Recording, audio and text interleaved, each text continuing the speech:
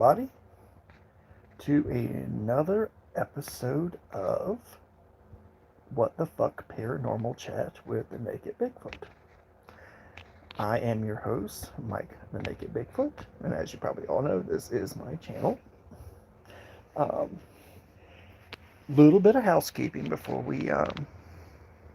we begin tonight's story, tonight's chat. I am going to apologize early. I'm going to see how long I last tonight. Some of you may realize, or work in the medical field, or have family members who work in the medical field,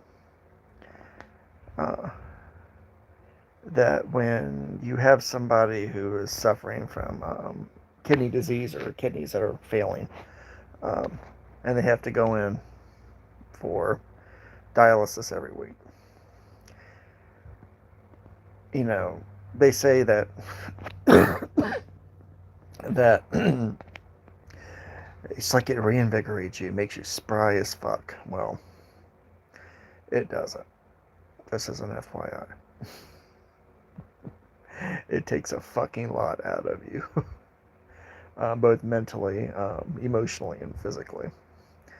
The days that are in between that I don't have to go into dialysis, I do feel, when it gets closer for time for me to go in for dialysis I feel run down, but I'm okay, physically and mentally speaking. But as soon as I go in there and sit in that fucking chair, it just sucks it out of me, and I'm screwed for the rest of the day and for the next day afterwards.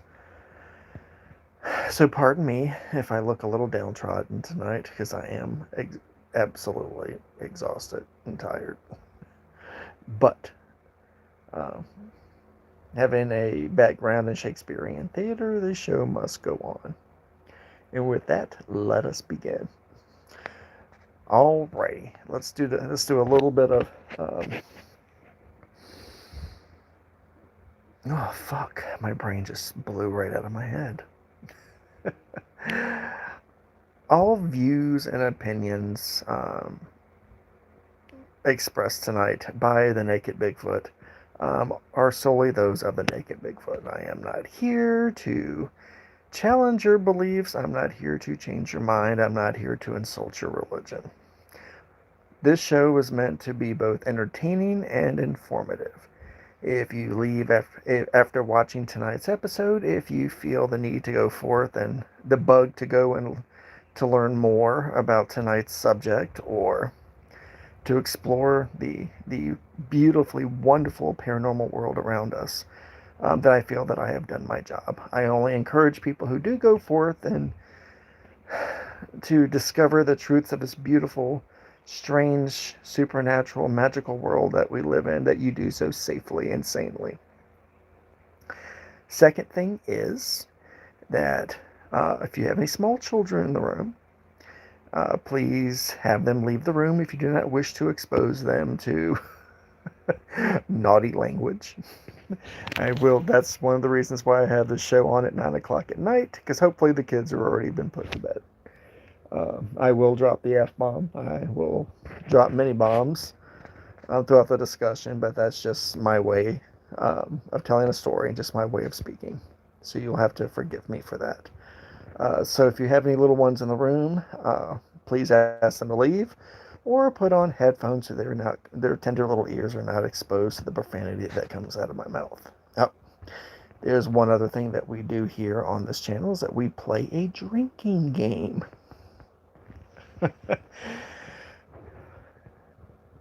Every time hey, Super Horror Show, Papa Joey, Chris, everybody who's on tonight. I didn't do my normal greetings. Hey guys. I'm happy to have all these faces on here. The story has not begun yet, Super Horror Show, so you're not late. The drinking game. Every time you hear me say that's a story for another day, or that's a story for another time, please take a sip or a gulp of your adult beverage of choice. If you do not imbibe adult beverages, please, and you wish to participate, please take a sip of your tea, your water, or whatever non-alcoholic beverage you choose. As always, um, by tonight, the end of tonight's episode, and you are drinking adult beverages, more than likely you will be drunk as shit. So I do not wish for anybody to drink and drive or be hurt. So fall asleep wherever you're at, or get somebody to drive you home tonight that is sober. Oh, one other thing, um, real quick, I want to thank um, Super Horror Show, who's on tonight, who is in the chat tonight, the live chat tonight. He had me on his show, his live stream this past Tuesday. Had a really great time. It was a lot of fun. I really appreciate the time that I spent with him. Um, as always, some weird shit happened.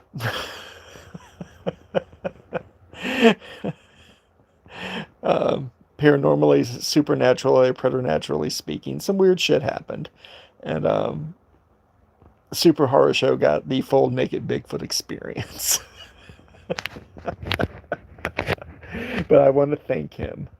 Um, it was it was a fun show. Had a lot of fun there. Papa Joey had a lot of fun on the show, until everything went sideways. And it was still fun afterwards. Super Horror Show recovered very quickly. He had his own personal what the fuck moments. It would have definitely fit into tonight's episode of What the Fuck Paranormal Chat.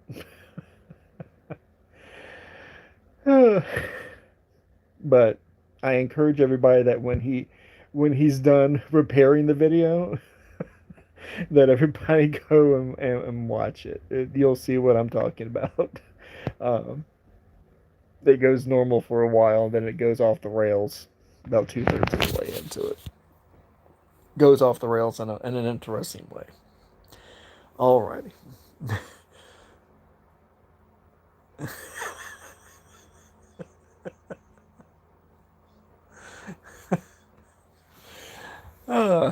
Okay, let's move on to tonight's topic. For those who have perused my videos in the past, and for those who have been kind enough to allow me to be interviewed or speak on their live streams, they've heard me talk about Marie Laveau, um, both in a kind of positive and in a negative light. So I wanted to devote some time tonight to present some of her history, her contributions to the religion of voodoo. For those of you who do not know, um, I am a voodoo priest. I am a hungan, because I am a male. That's what I'm referred to as, um, which is a priest. Hungan translates loosely to house, or a inviting house, because we as a hungan, we act as, even the males, we aid in childbirth.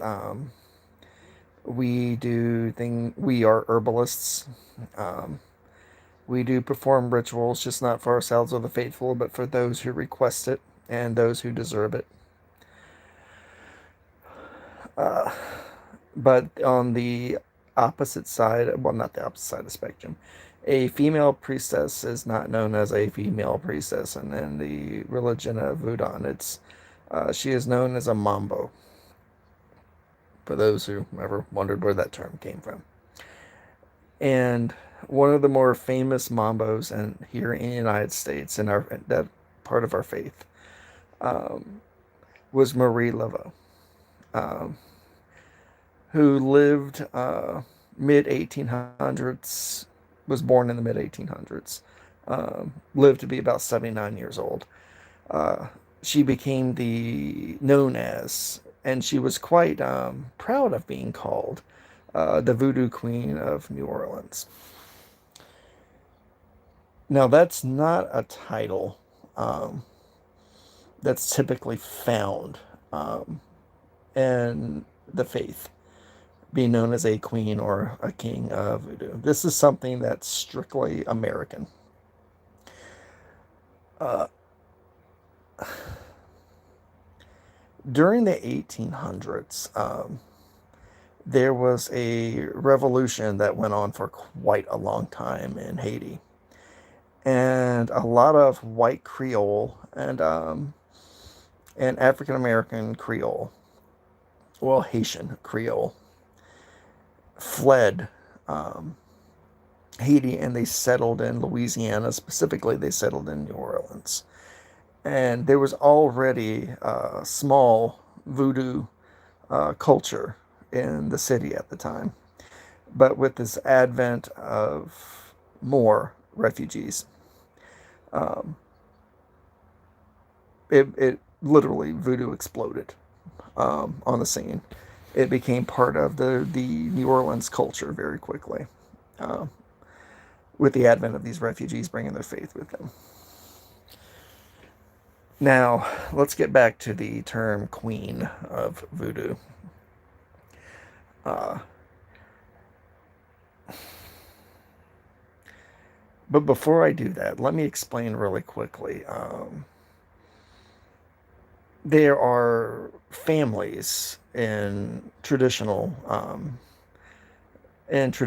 voodoo practice. There are families that priests and priestesses, mambos and hungans are born into. Um, that these families, are they are the anointed families. They are the families that have the traditions of, if the son is born, he is to be a hungan. If a woman is born, if a girl is born, she is, tagged as the next mambo, and so on and so forth. But it's in the blood. It was traditionally in the bloodlines. You just didn't get a stranger off the street and say, "Hey, you're a hungan, you are a mambo." It just didn't work that way. Um, except for in my case, but I'm a very, very, very special case, and I'll have to um, explain that a little bit later. Because it has a lot, it'll connect to the progeny of Marie Laveau and her legacy later on in my life. I had to deal with them. I like to say that these families, these religious families, these voodoo families, um, they were like voodoo. They were considered by the faithful and the population as being, "Hey, Amy, welcome to the show. Good to see you." I don't want to use the term royalty, but it's best. Yeah, I will use the term royalty since I'm using the term queen tonight. They were considered voodoo royalty. Um, also, they were dynasties. Their family, their progeny were expected to pick up the faith and to lead the congregations and to lead the community forever. Before Marie Laveau came on the scene in New Orleans, there were two main families that were running. And this is before the revolution that occurred in Haiti that brought the advent of more practitioners and brought more of these royal families and royal bloodlines into the United States. Well, what would be the United States? Whew. They were two families. I always think of them as gangs that competed for the hearts and minds and the culture of New Orleans, that claimed the titles of these women, two women that were matriarchs in their family, claimed the title of Voodoo Queen of New Orleans. They wanted to run, and I'm going to say it like this, they wanted to run the business of voodoo in New Orleans. I'll talk about that a little bit later, about the business of voodoo, when I get to the legacy of of Marie Laveau, and you'll understand what I mean by that. So it went back and forth between these two families for quite some time. These two, for quite a while, they fought. Sometimes they'd kill each other to maintain control again of the hearts and minds of the faithful in the community. And then along came Marie Laveau. Her full name being Marie Catherine Laveau. She came on the scene strong. She was born a free African American, a free black in New Orleans. She married, her husband was Creole. He was black Creole. He was born free as well. He was able to have several successful businesses in New Orleans proper. And he owned several properties in and around New Orleans. And they got married, had 2 children. They were both girls. When around the time the girls were beginning to become of age, over the age of 16, the historical records about what happened to these girls just dropped off the scene. Nobody knows what happened to these girls, to Marie Laveau's first 2 daughters. They just vanished. Some think they fled their mother, and I'll explain that in a second, because they did not want to be a part of her dynasty, and they fled their home and they sought their fortune on the East Coast. By the way, I should do a story about that right there, because I was able to track down some rumors about those her first 2 daughters, and it's very fascinating, that information is, but that's a story for another day. Well, her first husband died. He did not have a very long lifespan after giving her fathering these 2 girls. He died, and she got married fairly quickly afterwards. To a white Creole businessman in New Orleans. And she proceeded to have about 14 or 15 kids with him. Men and girls and boys. And absolutely amazing. She was a human baby machine. She had inherited her first husband's businesses and his lands and quite a bit of money. And she married this other man who was even more wealthier than her first husband. And she had access to even more money and even more properties.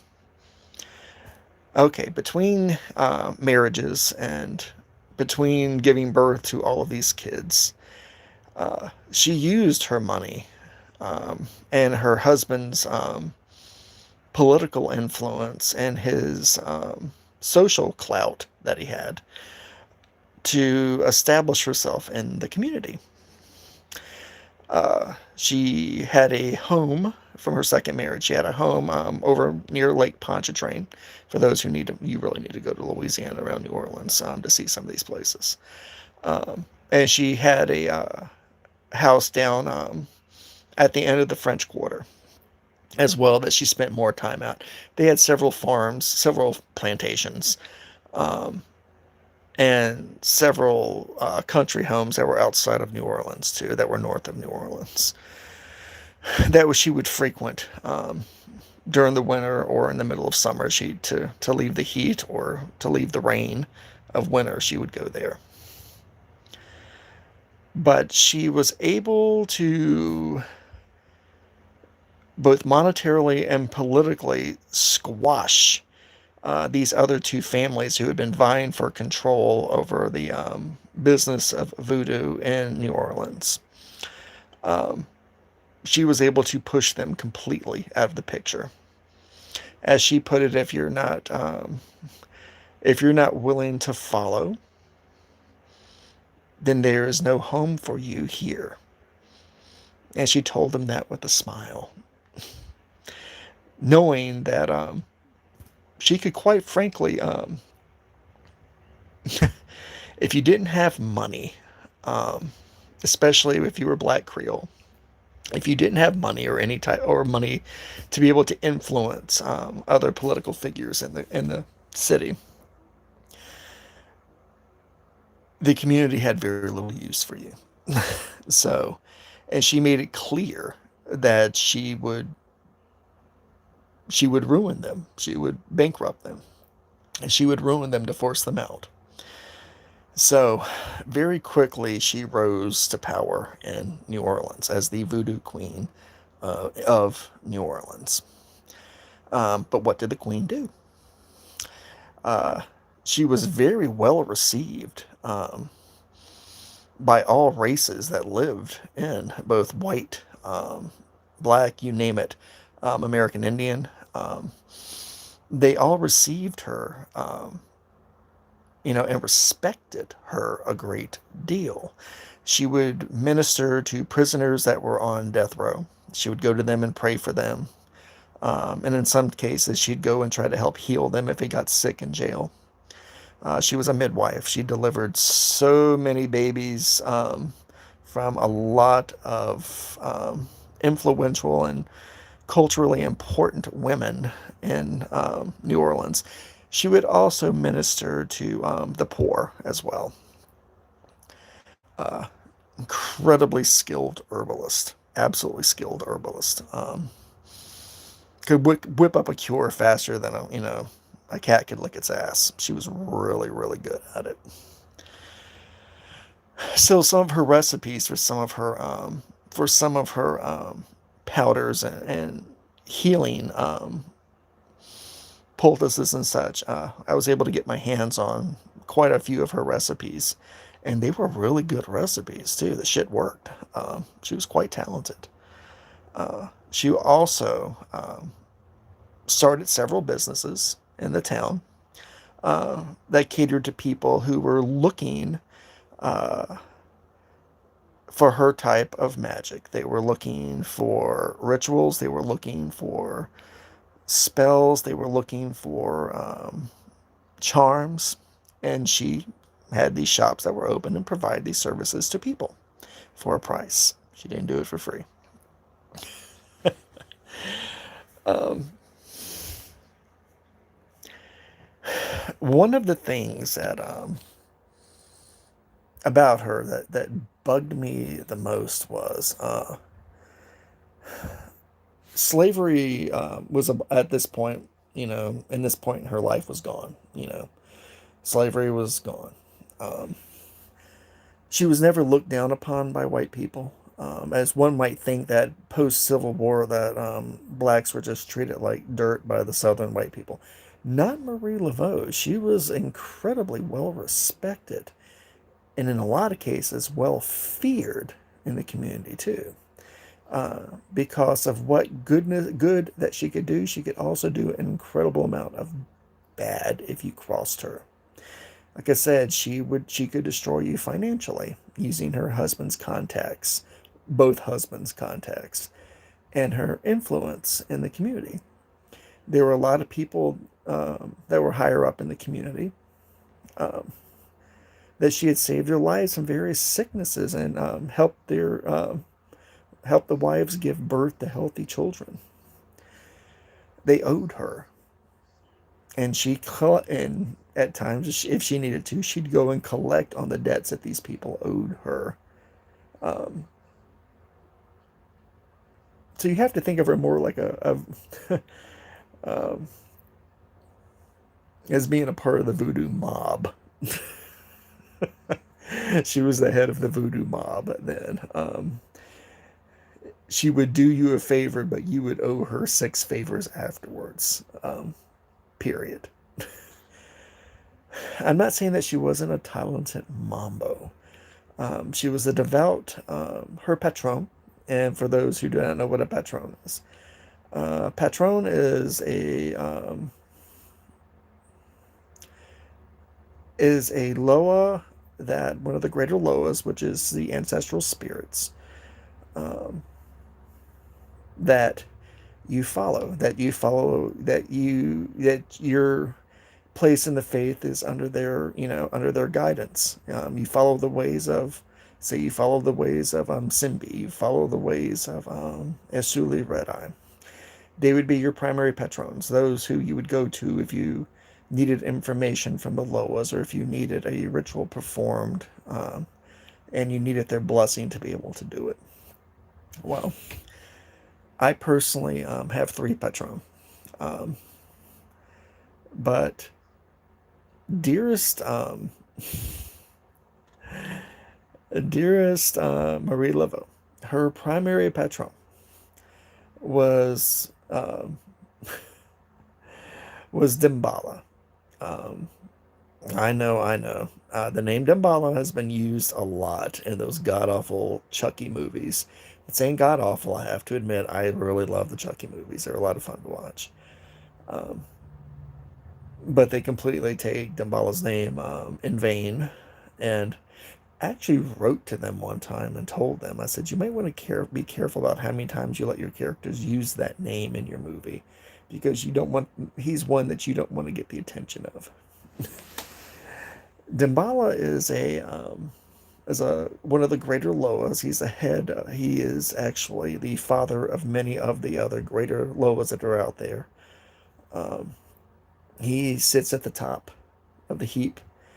Damballa is known as the White Serpent. He is the serpent when you hear us discuss walking upon the back of the serpent and bathing in the rainbow of the serpent. Damballa is the serpent that we're referring to. He is a creator. He is also a destroyer, um, like many other religions. He holds those two aspects. Um, he's incredibly powerful. He's not somebody's name, again, that you would want to just call on casually, because Loa are very attentive to their names. If you say their names, you will get their attention. And if you say their names freely or carelessly, you really don't want to get their attention, because they're going to be pissed off that you're doing that. And they will rain down supersized portions of hellfire and brimstone if you do stuff like that. So you really, really have to be careful with using their names in vain. Unless you're Baron Samadi, Samadi, who's one of my patrons.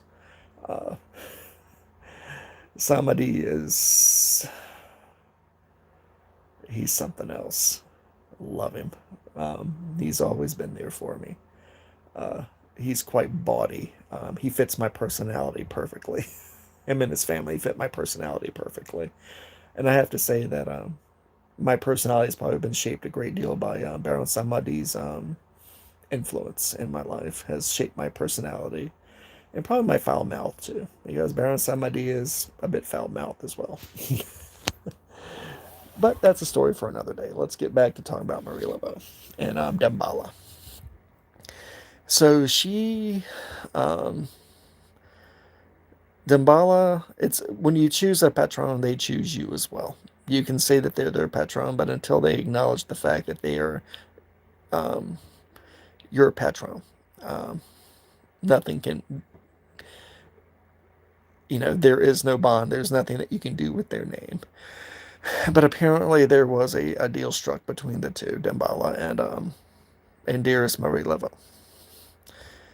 And with the religion, you give deference to all the Loa, you give deference to all the Oratia, which are the saints, the sainted ancestors. Um, but you always give first deference to your patrons. But you don't disrespect any of the others as well.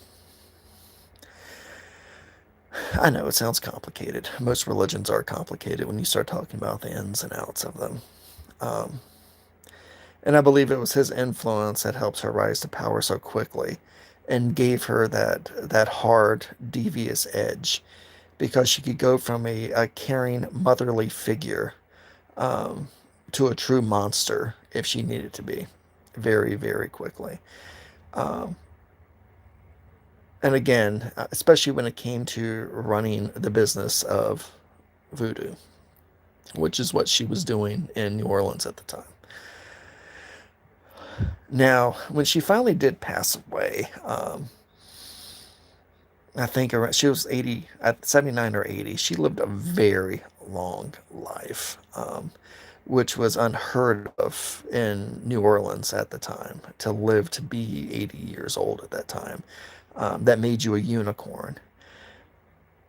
But I personally believe that it was the influence of Damballa that gave her such um, good health, and also helped her be as fertile as she was too, and produce as many children as she did. Now, before I go too far and go past her death, one of the more interesting things that she was known for doing, when we're talking about the darker side of her personality and the way she practiced the faith, that I told you that she would go and minister to prisoners, especially condemned prisoners, um, both spiritually. She would minister them to them spiritually, um, as well as helping them medicinally as well. But there was something else that she was famous for doing. Uh, she was also known for poisoning prisoners when she would go there, especially if they were being held for something that was done to her. If it was a prisoner or a member of her faithful, member of her flock, that did something um, that could have potentially made her lose face in the community, or if they stole from her, her faithful or her personally, she would go there and kill them. She'd poison them. She had many ways of doing that. One of her more interesting ways of poisoning prisoners was with Belladonna Leaves. For those who are not familiar with Belladonna Leaves, or Belladonna in general, Belladonna will kill you if you're given enough of it, a higher concentration of it. And you can brew it into a tea, or you could steep it in hot water and use that water to prepare someone's food with, or put it in wine, and the alcohol would draw the toxins out of the belladonna leaves. Belladonna has also got an interesting name. It's also known as a screaming death, because belladonna, uh, as you're dying, if you got a lethal dose of it, as you're dying, you hallucinate off of your ass. And a lot of the hallucinations, they said that the people in the prisons that she had poisoned, they would see themselves covered in snakes, covered in spiders, and they would be beating and thrashing about and beating their head against the walls and against the jail cell doors, against everything, trying to get these animals off of them. Or they would claw at their stomachs, thinking their stomachs were filled with foreign objects like needles or stones or glass, and they would try to rip themselves apart to get it out. And it's belladonna is not a fast death. It's longer. You just don't drink it and die. And they would thrash about and have these horrible, horrible hallucinations before finally collapsing and convulsing and dying. Um, Again, she was famous for that. She was known, and a lot of the people in New Orleans knew that she was responsible for it, which helped build up her legend even more. Um, that with the will of Damballa behind her, would go forth and seek retribution. So a lot of people chose not to cross her because they wound up screaming and dying horribly. But I thought, it really is a hard way to go. And in my training as a Hungan and herbalism, in herbs, and I'd already had an extensive knowledge of herbs and herbal medicines from, of course, growing up in the mountains. But I got an even bigger education during my training as a Hungan. Um, it helped out a great deal. And then later on, when I was in college, and I got degrees in, oh God, botany and so forth, it helped me have a greater understanding about how some of these herbs would interact with each other, interact with the people that you administered them to. It's At the time there was no antidote for it, Chris. At the time there was no antidote for it. It's not much of an antidote that you can do now, in modern times, uh, besides trying to pump their stomach and keep their heart beating, um, and keeping them breathing. But if you gave somebody a large enough and lethal dose of it, you could only keep them alive for so long, because they would go brain dead eventually from the effects of it. Because by the time the hallucinations kicked in, um, you were pretty much gone. I usually compare it, to modern times, to monkshood. Uh, oh God, I'll do this really quick talking about monkshood.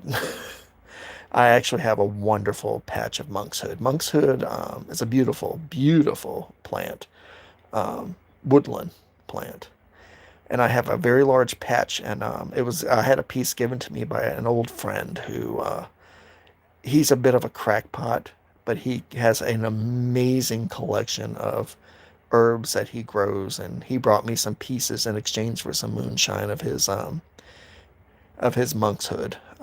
Monkshood is absolutely a beautiful plant, gorgeous. But monkshood goes by another name. For some of you who may or may not know what monkshood, the other name is, the scientific name, it's aconite, because that's the active ingredient in it, is aconite, aconitum, is what will kill you. That's in monkshood. But the other name that a lot of people may know, it's also known as wolfsbane, because it was famous in France and around Germany for poison, using people, locals used it to poison wolves. They would take a deer, and they would just soak it in a tincture of the roots of monkshood and poison the wolves with it. They would also dip their arrows, um, or whatever instruments they had to hunt the wolves with, um, in a monkshood tea, and use that to kill with. Monkshood is a terrible, terrible poison. There's no cure for it once the effects, the onset begins. Your breathing will shut down, and your heart will shut down very quickly once it kicks in. There's no cure for aconitum poisoning whatsoever. You will die, and you will die in just absolute agony. Um, your eyes filled with blood. You have blood coming out of different orifices across your body before you finally convulse and die. It's Aconitum poisoning is absolutely terrible. Um, all parts of the plant are poisonous, much like belladonna. All parts of the plant are poisonous, the roots being the more toxic of all of it. So everybody that we know in the whole family, they steer clear of that part of the garden. I have some other nasty things growing in that poison garden as well, but they stay clear to the monkshood, because the monkshood is quite possibly the most toxic thing that I have out there. But that's a story for another day. Like I said earlier, Marie Laveau died around the age of 79, 80, which was, again, unheard of. Absolutely unheard of. And her oldest daughter that she had by her second marriage, creatively enough, was named Marie Laveau, the second. um, she decided to she decided to, where her mother left off with, again, collecting debts and collecting IOUs and information from people that she helped. Her daughter took it a step further after her mother died. And her daughter opened up shops, even more shops, and sold to the tourists that came through there all kinds of hokey potions and cures there. She became one of the first voodoo snake oil salesmen that would come there. She inherited the title of Queen of Voodoo, of the Queen of New Orleans, the Queen of Voodoo, New Orleans, from her mother. And she used her title to make herself, I mean, she was already wealthy, but she made herself incredibly rich. Um, she did not, she was not as faithful to the faith as her mother was.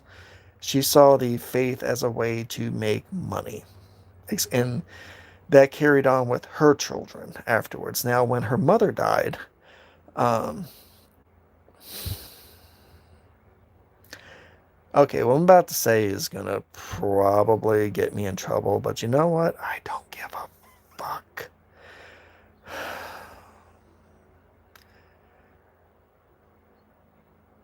When a Mambo or Hungan dies, that is um, the one that is taking their place that inherits the title, and the place and the faithful and the place in the community. There are certain rites that have to be performed over the dead Mambo or dead Hungan. And that's the removal of the heart, and the removal of the liver, removal of 2 fingers, one from the left and right hand, and removal of the big toes from both feet.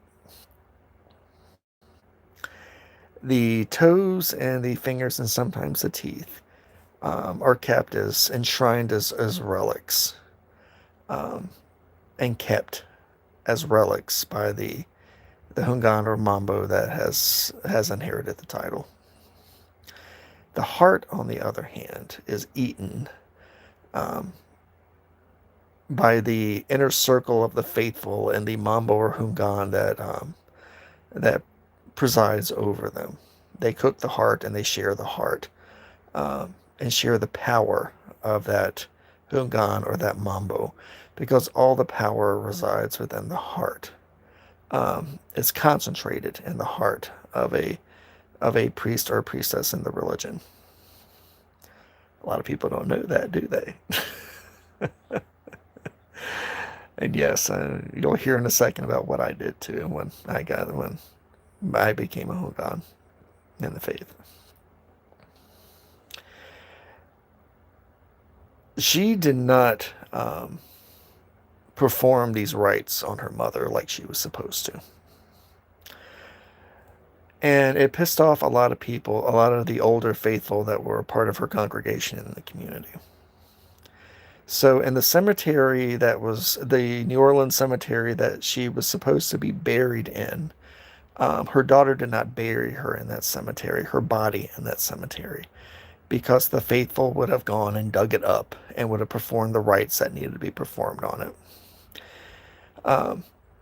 So she was buried in one of her mother's houses outside of north of New Orleans, in one of their country estates there. She was enshrined there, where people basically couldn't get to whatsoever. And only members of her family knew about where she was buried at. So lots of people for quite some time believed that Marie Laveau was buried in New Orleans. She is not buried in New Orleans. Now, you cannot go in. Hey, Tenzin, what's up? Good to see you. Good to see you, Sam, as well. Nice to have y'all on tonight. Y'all are pretty cool. People would go there and draw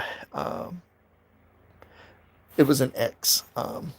They would put X's on her burial site, on her monument, and call her name out and make a wish. That's hoodoo, by the way. That's pure hoodoo, which is I'm going to talk about in a show coming after this show next week.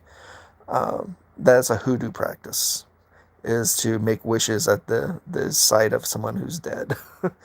um, and have the soul try to help them grant that wish. Well, the grave site had been desecrated over and over and over again, up to the point that I think in 2015, 2016, they actually closed off the entire cemetery to keep people from going in there and desecrating the site any longer. So you're no longer allowed to go to the official site of her burial whatsoever. Now, one thing that did happen amongst the faithful, again with her flock, is, they did not have, the relics of her body to enshrine. But they began to pray to her after she died. And this is another little secret that people don't know about. They prayed to Marie Laveau to heal them after she died. That her spirit would come and heal them and visit them and bring good fortune to them, or aid them against their enemies, or against sickness. Fuck. Sorry. And as such, the more people that prayed to her, and there was a little bit, the prayers went from just simple prayers to worshiping. And when you get enough people that do that, and enough people who begin to, attest to her spirit coming forth and helping them, they can become, in our faith, what is called an Oratio, which you've heard me say earlier. An Oratio is a saint, and let me explain it in what a saint in Voodoo is. When the Catholic missionaries came into Haiti and through Africa as well, trying to convert the Haitian people and steer them away from Voodoo, one of the tenets in Voodoo is we don't piss off any god or any spirit of any other religion. So instead of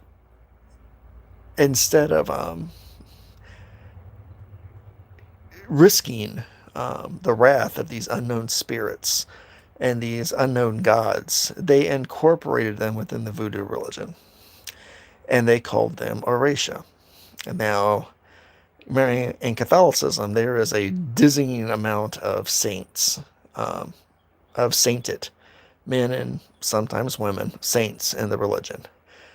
And they became, in the Voodoo religion, they became Oratio. So again, we do not, as in the faith, we do not try to offend any other spirit, any other Loa, any other ancestor that's in the faith.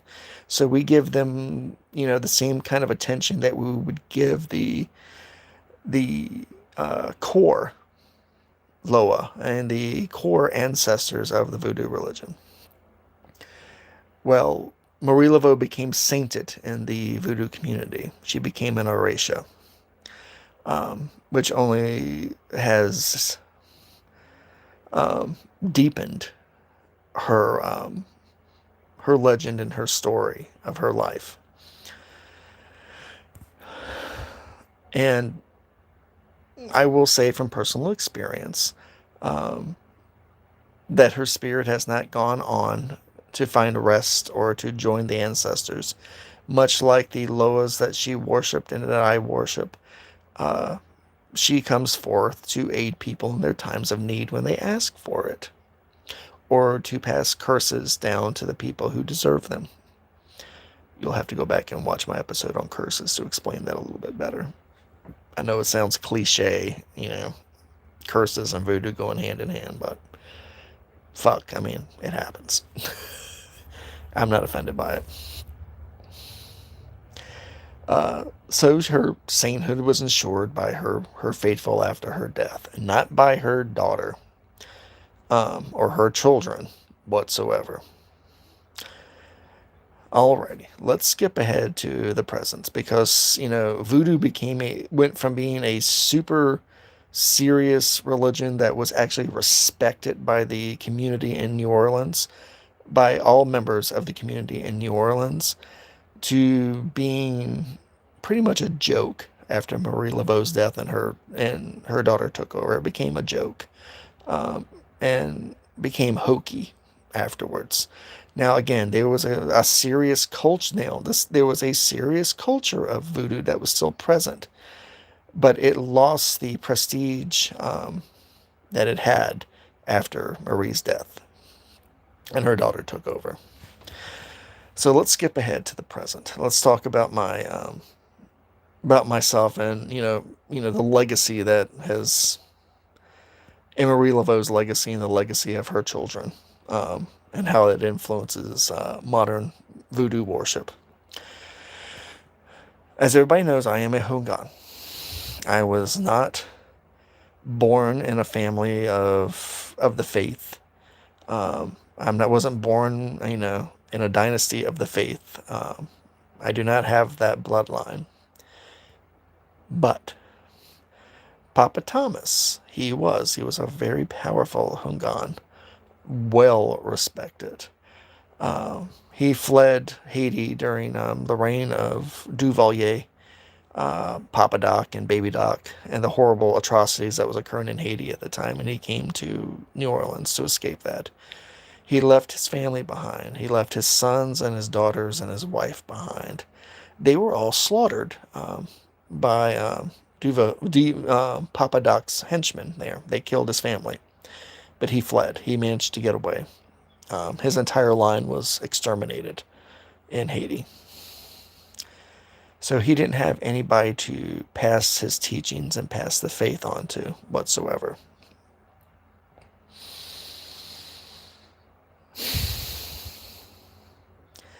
And then came me. Some people know the story, how my little spirit girl guided me to his site of worship and to his shop that he ran in the French Quarter. And he had, of course, had his altars behind the scenes and behind the shop, out back. His places of worship behind there. And my little spirit girl brought me there. And he acknowledged her for the first time. Anybody else he was the first one he was the first person to ever actually see her besides me. He saw her and asked her to come in because he'd been waiting for us. It's still such a surreal moment the day that I met him, that he'd been waiting for me. But he told me that he received a message from the Loa. He received a message from Baron Samedi himself that appeared before him. And Baron Samedi told him that, do not despair. There is someone who will become your heir. I know that rhymed, didn't it? I caught it as soon as I said it. It does rhyme. He said, you will have an heir. That's going to be brought to you by an unconventional. Now, what's an unconventional? In our faith, when we're talking about spirits, an unconventional is a spirit that is outside the faith. It is a powerful, to be respected and sometimes feared spirit outside the faith. And my little spirit girl was the unconventional that brought me there to meet with him and to talk with him. And then I found my religion, went through many trials, learned tons about the faith, became part of the faith. And then when he finally revealed to me that I was to be his heir and I was to inherit his faithful, his congregation, that's a very sad story, by the way. when I had to leave the congregation. That still upsets me a great deal, but I had to go. My destiny was somewhere else. Although a number of the faithful, especially here in northern Virginia, there's a large Haitian community um, that still come and attend worship with me, or call or come by and want my guidance and my advice up here. We have a congregation here is the faithful is small, much smaller than it was in New Orleans. But when he did finally die, the day that he died, and joined the ancestors at the table, the great table, that I did perform the enshrining rites. I did eat his heart, part of his heart, along with some of the older members of the faithful that were there to see his spirit move on with the ancestors. We did eat his heart before we interred his body there. I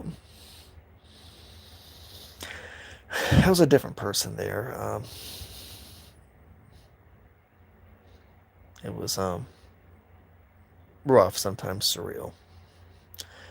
It wasn't long after I became the mantle of Hungan, and I became a Hungan to the faithful, that I was invited, I say that with quotation marks, by descendants of Marie Laveau, specifically the descendants of Marie Laveau's daughter, Marie Laveau II, her daughter, to come out to the home which they still own, out in the country, to come pay witness to the site of the interment of where Marie Laveau was actually buried at. It's considered a great honor to be invited there. It's sort of like a religious pilgrimage. But what it ended up being was I was invited there so they could size me up. Being of Anglo descent, Papa Thomas was a very well-loved and respected and powerful Hungan within the community, both in Haiti and in New Orleans when he came there. And I inherited all of that. And in no uncertain terms, they wanted me to join in with them, link arm in arm, which would have helped, their prestige in the community, because they're considered a bit of a joke. And they gifted a piece of her tomb to me to keep, which I still have. And it provides a direct link to the spirit of Marie Laveau, to the Horatia Marie Laveau.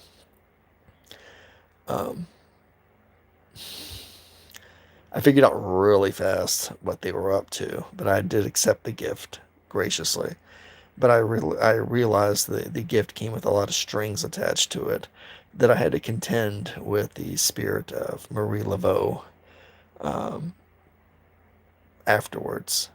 And I ended up locking it away in a hex box to minimize her influence on my life, daily life, and the people around me. It's like locking a piece of kryptonite in a lead box, except for this lead box. It contains 99% of the energy from it, but there's still a bit of a leak over from it. You can still feel it around the box. It can still influence things around it, but not as much as if the box was open and it was taken out to be used. Well, guys, it looks like it's about time. I should probably do a part 2 to this video, just to let everybody know, and I probably will do a part 2 to this video. So I hope you enjoyed tonight's story. Please hit the like button if you do, and the subscribe button if you do. If you have any comments, both negative and both positive, I do accept criticism. It does not upset me in the least. It actually helps me grow and helps me make my channels more interesting. You can also contact me or follow me on Twitter at VoodooMan3. I do follow backs. You will get updates about the site. Plus I talk a lot of shit on Twitter. Good shit. I'll make you laugh. That's my entertainment site. If you've been playing our drinking game tonight, do not drink and drive. I enjoyed having you all with me tonight. I look forward to having you back with me on our next show, which we'll be discussing hoodoo and root workers, which is a strange form of mountain voodoo and southern voodoo. It is distant cousins to the faith. And I think that's going to be really interesting. I had a lot of time exploring that. But have a great night. Have a safe night. I encourage everybody to go out and explore this absolutely beautiful and magical world that we live in, but do so safely. Have a great night, everyone.